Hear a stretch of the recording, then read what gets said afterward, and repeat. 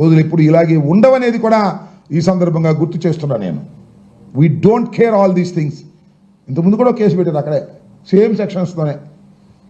ఏమయ్యా, నా మీద అయితే అంత స్పీడ్గా పెట్టేస్తారే, అఖిరా కార్పి మీద, సీమరాజు మీద స్వయంగా నేను వెళ్తే ఎవరు కంప్లైంట్ చేయరు, వాళ్ళు మీ బంధువులేగా.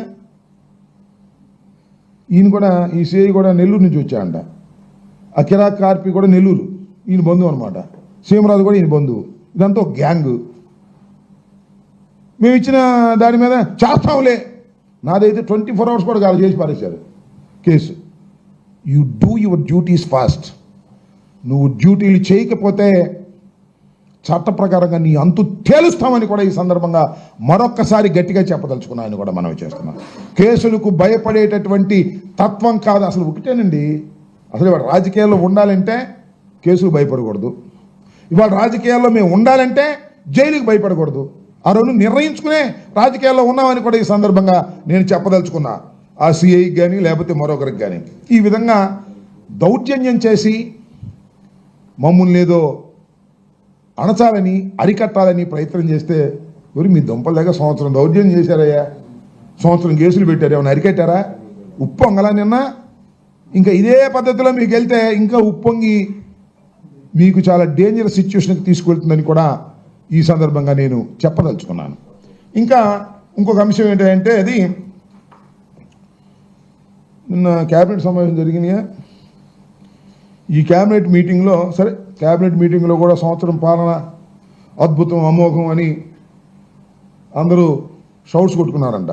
ప్రజలు మాత్రం షౌట్స్ కొట్టుకోవట్లా. వీళ్ళు ఎక్కడ కనపడతారని చూస్తున్నారు. ఏమీ చేయకోకుండా, హామీలు తీర్చుకోకుండా క్యాబినెట్ మీటింగ్ పెట్టుకుని షౌట్స్ కొట్టుకునేటువంటి కార్యక్రమం.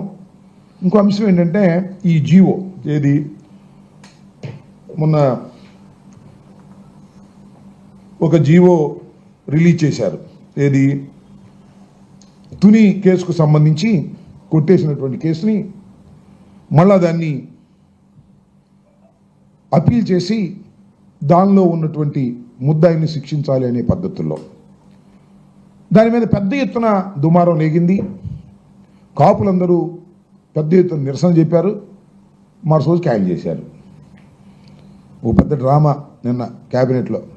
అసలు ముఖ్యమంత్రి గారు తెలియదంట, అది మంత్రి గారికి కూడా తెలియదంట, ఎవరికి తెలియదంట. Home secretary ఇచ్చేసాడంట. మరి మీ దుంపలు లేగా ఏమి అడ్మినిస్ట్రేషన్ అయ్యేది నాకు అర్థం కాలేదు.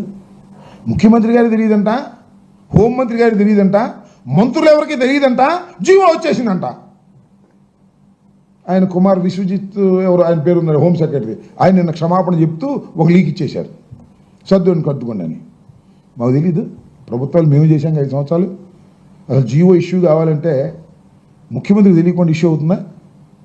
ముఖ్యమంత్రి గారి కార్యాలయంలో ఒక్కొక్క డిపార్ట్మెంట్ని చూడటానికి ఒక్కొక్క సెక్రటరీ ఉంటాడు. ఏదైనా ఒక జీవో ఇష్యూ కావాలంటే నోట్ ఫైల్ మీద మంత్రి సంతకం పెడితే ఇక్కడికి వచ్చి ఇక్కడ ఎంక్వైరీ చేస్తారు, ఆయన ముఖ్యమంత్రి గారు చెబుతాడు, ముఖ్యమంత్రి గారు ఓకే అంటారు, అప్పుడు జీవో ఇష్యూ అయింది. పైకి ఇది మామూలు జీవోనా? చాలా వివాదాస్పదమైన జీవో.